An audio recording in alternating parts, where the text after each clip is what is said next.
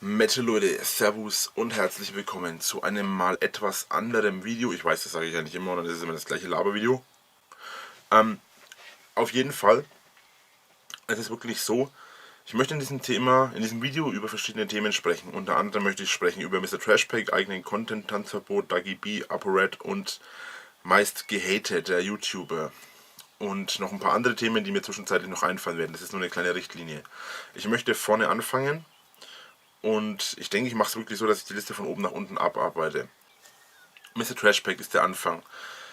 Er macht Videos, in denen er viel über andere YouTuber redet. Er macht sein ganzer Content baut darauf auf, dass er andere YouTuber anspricht, dass er über andere YouTuber spricht.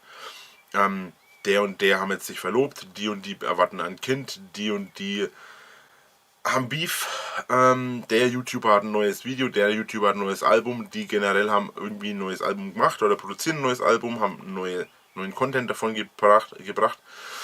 Es ist einfach so, dass er einfach über sehr viele YouTuber spricht. Und gleichzeitig ist aber der Fehler daran, wenn man bedenkt, und ich will mich nicht beschweren, ich will mich nicht in den Vordergrund drängen oder sonst was, aber es ist einfach so, dass ich einfach weit über meine Größe hinaus bekannt bin. Und ich meine wirklich sehr weit. Ich habe schon mit Leuten Kontakt gehabt, die angeblich überhaupt nichts mit YouTube zu tun haben. Die schauen kein YouTube, die verfolgen kein YouTube und die kennen mich trotzdem. Jeder YouTuber in Deutschland kennt mich, also jeder große, vor allem jeder große YouTuber. Die kleinen vielleicht nicht unbedingt, aber die großen, alles so ab 100k, 200k. Ich gehe wirklich davon aus, und verzeiht mir, wenn es mir hier an Bescheidenheit mangelt, ich gehe wirklich davon aus, dass mich, sagen wir mal, 90% aller, die über 100k haben, kennen. Und es ist letztlich wirklich so, dass ich niemanden ans Bein pissen will, auch noch niemand eigentlich groß ans Bein gepisst habe. Früher war es schon so, ich habe mich schon immer darüber aufgeregt, weil irgendwo kein Rückhalt da war, weil einfach, ich habe immer, ihr haltet mich für größenwahnsinnig und das ist okay. Es ist aber einfach Fakt, dass mich einfach, ich kann überall also ich nehme das jetzt mal als Beispiel ran, ich kann unter nahezu jedem YouTube-Video bei irgendjemandem, der hat vielleicht nur 50 Abos oder nur ein Abo oder gar kein Abo, ich kann unter irgendeinem Video von ihm drunter schreiben, ey, cooles Video oder so. Und schon kommen die Hater und posten mich dazu, obwohl sie gar nicht wissen können, dass ich da poste, weil das alles bei mir nicht angezeigt wird, wenn ich irgendwo was poste. Das Interessante dabei ist, dass mir, obwohl ich in einer solchen Größenordnung bekannt bin, diese ganzen Abos, diese ganzen Klicks und diese ganzen, diese ganze Bekanntheit einfach gar nicht zusteht. Zusteht eigentlich schon, weil es ist mein Content, aber das Dumme ist halt, dass sehr viele Leute, es gibt sogar ein paar YouTube-Accounts, die über Skripte meine Videos klauen, diese bei sich neu hochladen, um diese Klicks zu generieren. Es ist einfach Fakt, dass es YouTuber gibt und Leute gibt, die das machen. Und das Problem daran ist, dass diese Leute mir die Klicks stehlen.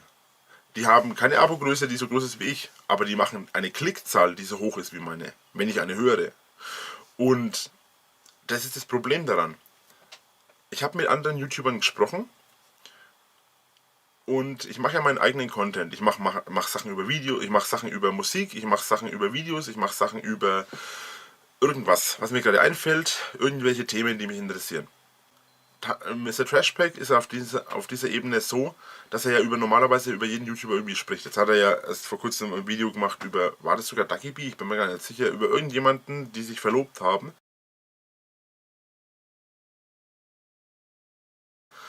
Dann hat er über andere Themen gesprochen. Ist euch eine Sache aufgefallen? Und da haben übrigens viele YouTuber, auch größere YouTuber, drüber gesprochen und das sogar angesprochen, dass als die Sache mit Erdbärchen lief, in diesem Zeitraum haben sehr viele Menschen, auch sehr viele YouTuber, mich retweetet, irgendwo gepostet und so weiter. Das Interessante, was mich schon damals überrascht hat und auch noch heute überrascht, ist, dass Mr. Trashpack damals null dazu gesagt hat. Der hat nicht einen Ton dazu verloren, obwohl es eigentlich in dem Sinne seine Aufgabe ist, über solche Sachen zu berichten auf YouTube. Das heißt, ob ich dämlich bin oder ob das halt gewollt war oder halt einfach nur die These aufzustellen, war das gewollt von ihm, war das nicht gewollt von ihm. Das sind eigentlich so Sachen, über die er immer spricht. Ich meine, verstehe mich nicht falsch, ich habe keinerlei Bedürfnis oder keinerlei Überlegung gehabt, bei ihm irgendwo in einem Video als empfohlener Kanal aufzutauchen. Vor allem, weil es kompletter Schwachsinn für mich ist. Vor allem, weil es jetzt vor allem großer Schwachsinn für mich ist. Eine Aussage, die ich von einem anderen YouTuber, befreundeten YouTuber bekommen habe, Thema und wer es ist uninteressant. Von einem befreundeten YouTuber habe ich erfahren, dass anscheinend solche großen YouTuber auch Geld dafür nehmen. Ja? Wenn man mit denen irgendwie Videos machen will, dann wollen die teilweise Geld dafür. Um ehrlich zu sein, ich verstehe, dass es mit YouTube ziemlich schwierig ist noch mittlerweile. Früher war es vielleicht ein bisschen anders, ich weiß es nicht. Ich war früher nicht auf der Größenordnung, dass ich das beurteilen kann. Aber heutzutage ist es wirklich nicht mehr so einfach, mit YouTube Kohle zu machen, auf YouTube Kohle zu machen. Es ist wirklich, es sind einfach so viele Sachen, die plötzlich da sind, die einfach die Kohle abzwacken. Trotzdem finde ich das irgendwo sehr nervig, dass man Geld dafür bezahlen soll, dass die über einen reden. Ich meine, ich rede auch über so viele, ja, ich kann so viele Leute, ich kann über so viele Leute quatschen. Das ist einfach freie Meinungsäußerung, dafür brauche ich nicht irgendwie hergehen und Kohle verlangen, weil das völliger Schwachsinn ist. Noch dazu, ich habe mit meiner YouTuber-Gemeinde, mit meiner Zuschauerschaft, ich hätte eigentlich voll die Macht. Ich könnte eigentlich hergehen und könnte manche Leute voll in die Pfanne hauen, wenn ich es richtig anstelle. Was ich könnte. Aber ich habe da einfach kein Interesse dran. Es ist einfach so eine Sache mit Tanzverbot. Tanzverbot ist genauso. Also er ist auf eine Art und Weise bekannt geworden. Auf die Art und Weise könnte ich auch bekannt werden, indem ich einfach hergehe und über Leute uprage, über irgendwelche Sachen uprage, die mir auf den Sack gehen, irgendwelche Themen mir raussuche und über diese dann einfach nur noch herziehe. Aber das ist nicht der Sinn meiner Sache, das ist nicht der Sinn meines YouTube-Accounts. Im Gegenteil. Ich bin eigentlich ein Mensch, ich versuche eigentlich eher Konflikte zu lösen, als neue Konflikte zu schaffen. Auch wenn es manchmal anders aussieht oder auch wenn es manchmal auch anders ist und anders wirkt. Letztlich ist es einfach so, dass Tanzverbot auf eine Art und Weise bekannt ist und aus mir spricht nicht der Neid, sondern einfach nur die Logik, wie immer. Tanzverbot ist ein YouTuber, der hat einfach schlicht und ergreifend nur mit Provokation seine Bekanntheit erreicht. Und eine Sache, die dabei ein bisschen seltsam ist, er hat anscheinend versucht, jetzt seinen Content zu ändern, damit er quasi weiter seine Bekanntheit erhöhen kann, aber schon in einer Bekanntheit ist, auf der er auch wirklich Kohle macht. Er macht mit seinen Videos ziemlich viele Aufrufe. Aber ein weiterer Fakt ist, dass er keinen anderen Content produzieren kann. Ich sage euch auch warum. Er hat vor kurzem ein Video hochgeladen, das ist jetzt schon wieder ein bisschen länger her. Vor kurzem ist für mich immer ein relativer Begriff. Er hat vor kurzem ein Video hochgeladen, in dem er sagte, er macht die Kamera an, sagt Doppelpiece oder so, er kann kein Doppelpiece machen, weil er die Kamera in der Hand hat und so weiter. Aber er möchte quasi im Video, beziehungsweise er möchte Videos machen, aber er kann dann die Videos nicht machen. Er hat dann eine Blockade, weil er nicht weiß, über was er sprechen soll. Und ich glaube einfach, dass er angefangen hat, kurz mal drüber nachzudenken eine Zeit lang und dann angefangen hat oder versuchen wollte, Videos zu machen auf eine Art und Weise, wie er es noch nie gemacht hat. Sprich, ein Video, in dem er nicht provoziert. Aber es ist einfach, wenn man sich seinen Kanal anschaut, nahezu jedes Video, und das sind nicht alle, aber es sind sehr viele Videos, in denen er einfach hergeht und andere provoziert oder über Sachen lästert oder über Sachen herzieht. Und das ist einfach Content, der auf YouTube leider funktioniert. Und genau auf diese Art und Weise ist das Problem entstanden, dass er dann keinen anderen Content produzieren kann. Er ist nicht in der Lage, Content zu produzieren, und das ist meine feste Meinung. Er ist nicht in der Lage, Content zu produzieren, indem er nicht über anderes herzieht oder über andere lästert oder sonst was. Das sieht man daran, dass er jetzt wieder Videos macht, wieder aktive Videos macht.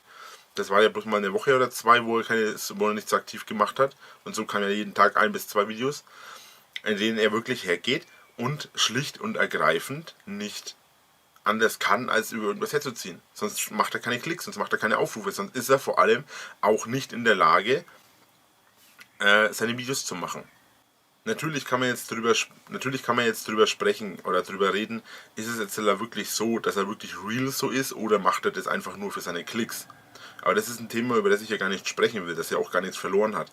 Ich persönlich glaube, dass es größtenteils wirklich auch real ist. Ich glaube, dass er aber gleichzeitig auch weiß, was er tut. Also auf der einen Seite weiß er, was er tut, auf der anderen Seite glaube ich aber auch, dass er einfach nicht anderen Content produzieren kann. Flugzeug. Dagi B und ApoRed. Von anderen YouTubern wurde mir gesagt, es kann doch nicht sein, dass du so klein bist von der Größenordnung her und eine Dagi B oder ein ApoRed sind so viel größer als du. Ich persönlich kann das nicht behaupten. Ich persönlich habe mich damit nie befasst, nie beschäftigt. Es war schlicht und ergreifend einfach nie in irgendeiner Art und Weise mein Content oder meine Art und Weise, mich damit zu befassen. Aber es ist wirklich so, dass ich irgendwo denke, dass ich eigentlich eine viel größere Bekanntheit verdient hätte. Verstehe mich nicht falsch, nicht arrogant. Aber wenn man bedenkt, dass ich, wenn ich auf die Straße gehe, einfach erkannt werde wie Sau, wenn ich einfach auf die Straße gehe und mich Leute anmachen, ja, weil sie meinen Content scheiße finden, weil sie meinen Content gut finden, machen sie mich nicht an, ja, aber es gibt einfach, also ich bin einfach in einer Größenordnung bekannt, die weit über meine 23, 24 Abos, also popeligen Abos will ich nicht sagen, aber ihr wisst, was ich meine. Das geht einfach weit über diese Größenordnung. Ich meine, welcher YouTuber, und das habe ich glaube ich schon 100 Mal angesprochen, wie sowohl im Stream als auch in meinen Videos, welcher YouTuber kann behaupten, mit meiner Größenordnung, dass alle großen YouTuber, alle bekannten YouTuber ihn kennen? Ein ApoRed, ein LeFloid, ein iBlali, ein Julian Bam, ein Gronkh, ein Hand of Blood, schätze ich auch mal. Mich kennt eigentlich jeder YouTuber und ich weiß auch mittlerweile weiß ich auch durch andere YouTuber, dass ich auch ein Gesprächsthema in der Szene bin. Ja, ich bin ein Gesprächsthema groß in der Szene, nicht bei allen, aber bei sehr vielen bin ich ein Gesprächsthema. Und auf der einen Seite muss ich sagen, es ist doch sehr seltsam, dass ich bei sehr vielen ein Gesprächsthema bin, aber so gut wie niemand über dieses Gesprächsthema redet. Wenn man Mr. Trashback anschaut, es gibt so viele Themen bei mir, die ich gedacht hätte, dass irgendwann mal irgendwie bei Mr. Trashback landen. Es gibt nur ein Thema, wo ich wirklich denke, das hätte hundertprozentig bei Mr. Trashback landen können oder müssen eigentlich fast schon. Das ist wieder dieser Punkt mit Erdbärchen. Das sind einfach so Sachen, wo ich gedacht hätte, er würde sich dafür einsetzen, dass da vielleicht weniger gehatet wird. Oder dass er zumindest das Ganze mal anspricht und vielleicht mal den einen oder anderen User dazu auffordert, da vielleicht mal zu schauen und so weiter. Versteht mich nicht falsch, ich bin weder angepisst noch sonst was in die Richtung. Es ist mir auch eigentlich scheißegal. Es ist mir wirklich scheißegal. Aber was genau ist das? Ich habe oft, und das habe ich schon oft das Gefühl gehabt, dass mich viele der großen YouTuber einfach klein halten wollen. Und das ist, wie gesagt, dieses Video geht hier voll in die Richtung Tanzverbot. Ich habe aber wirklich das Gefühl, und das habe ich schon seit langer Zeit, dass mich einfach die großen YouTuber klein halten wollen. Die wollen einfach nicht, dass ich größer werde.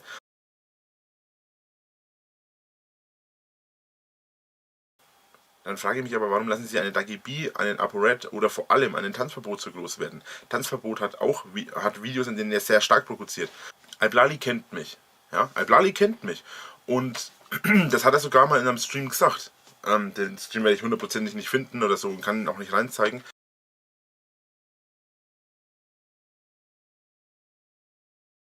Aber er hat es einmal gesagt und ich weiß es von Gronkh, ich weiß es von LeFloid, ich weiß es von LeFloid weiß ich es nicht.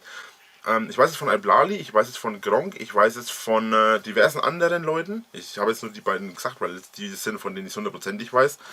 Ich meine, einen habe ich ja vor kurzem in einem Video ein paar Mal erwähnt, der Turbinator kennt mich, wobei da will ich nicht genau darauf eingehen, aber lange Rede, kurzer Sinn, es ist wirklich so, dass mich einfach verdammt viele oder eigentlich alle aus dieser Szene kennen.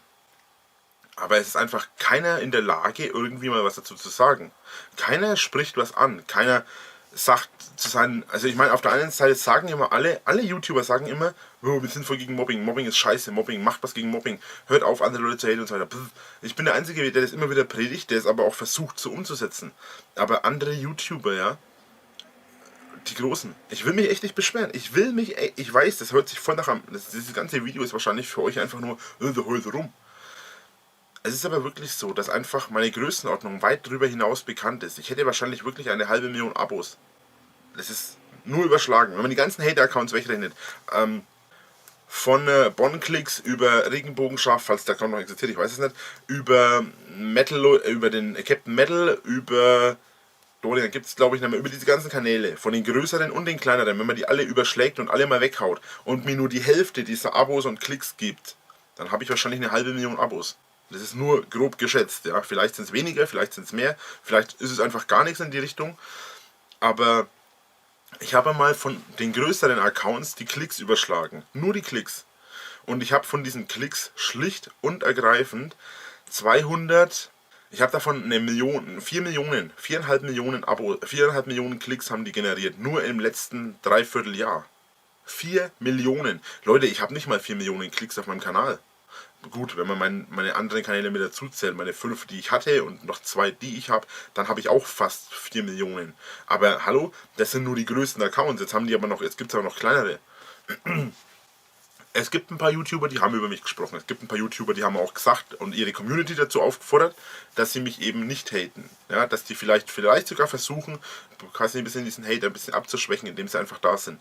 Und ich glaube, und das habe ich auch schon oft gesagt, dass wenn ich einfach ein bisschen Rückhalt von anderen YouTubern hätte, dass die einfach dann dass dieser ganze Hate einfach zurückgehen würde, dass einfach Rückhalt da wäre. Und das haben übrigens sogar die Hater schon bestätigt, und zwar im Februar. Es sollte im Februar ja, dieser Drache ist endgültig wegkommen, ja, dieser 29.02.2016. Wurde überall groß angepriesen, passiert ist bis heute nichts. Aber es ist wirklich so, dass halt viele gesagt haben, aber es ist halt wirklich so, dass damals schon welche gesagt haben, eine Person im Livestream gesagt hat, dass die das Ganze mit diesem 29.02. sogar schon verschoben haben wegen dem Rückhalt. Weil einfach plötzlich Rückhalt durch KuchenTV und so weiter da war. Ich meine, ich könnte jetzt auch anfangen, über KuchenTV zu sprechen. Ich meine, gut, lasst mich lügen, aber der Typ hat plötzlich 300.000 Abos nach Aktionen, die er mir gegenüber gemacht hat. Und damals, was hatte er damals? 100, 200.000 Abos?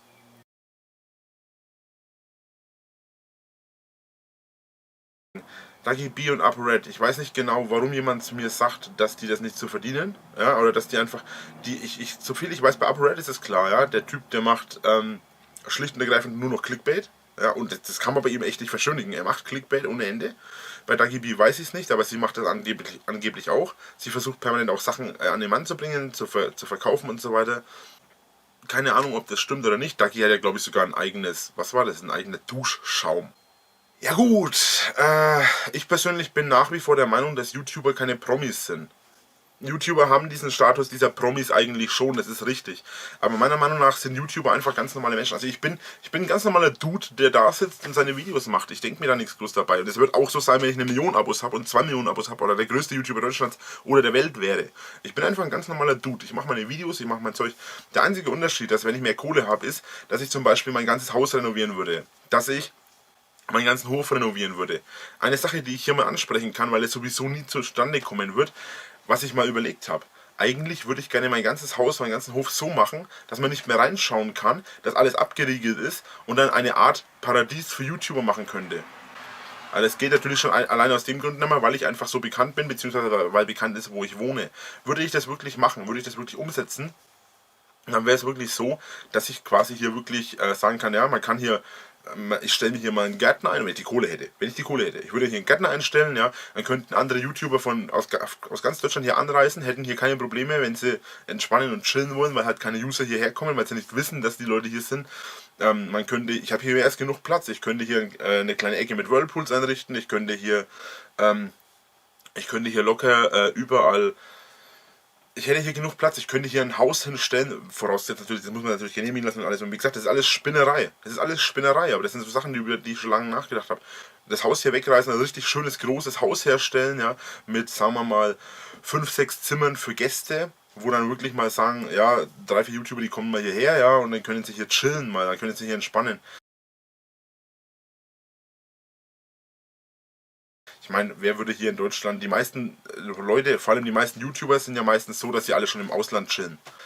Ich schweife ab. Lange Rede, kurzer Sinn. Meine Bekanntheit finde ich sehr schade und ich finde es sehr schade, dass andere YouTuber einfach keinen Rückhalt geben. Ich mache das normalerweise nie und ich weiß nicht, ob es was bringen wird, wenn ich das mache. Aber tut mir doch mal den Gefallen an alle Zuschauer, wohlgemerkt, das beinhaltet Fans und Hater, deswegen Zuschauer, schreibt doch mal bei Mr. Trashpack, ey, laber doch mal über den. Oder schreibt mal bei hatet niemanden. Das ist der Punkt 1. Hatet niemanden, ja. Aber schreibt doch mal bei Mr. Trashpack, dass der mal was zu mir sagen soll. Oder schreibt mal bei dieser Pan, der könnte doch mal ein Video über mich machen. Weil der macht super Videos. Der ist super, der ist echt super. Den müsst ihr mal die Videos von ihm anschauen. Der macht echt klasse Videos. Aber dem könnt ihr doch auch mal schreiben. Weil vor allem bei ihm könnt ihr das schreiben, weil er halt so sagt, ja,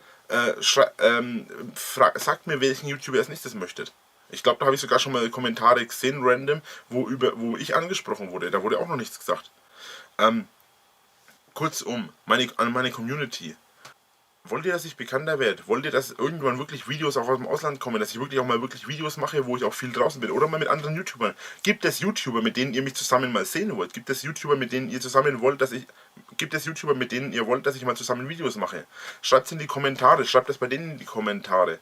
Ich fordere nicht zum Hate auf, sondern ich fordere in dem Sinne zum Spam auf. Ihr seid diejenigen, die die Macht haben. Ihr seid diejenigen auf YouTube, die dafür sorgen können, dass wir einfach Content produzieren oder dass wir im Sinne von den YouTubern, dass wir den Content produzieren, den ihr sehen wollt. Gibt es irgendwas in die Richtung? Schreibt es in die Kommentare, aber nicht nur bei mir, sondern auch bei denen. Sorgt dafür, dass die mich sehen. Sorgt dafür, dass sie Videos mit mir machen. Wenn ihr das wollt.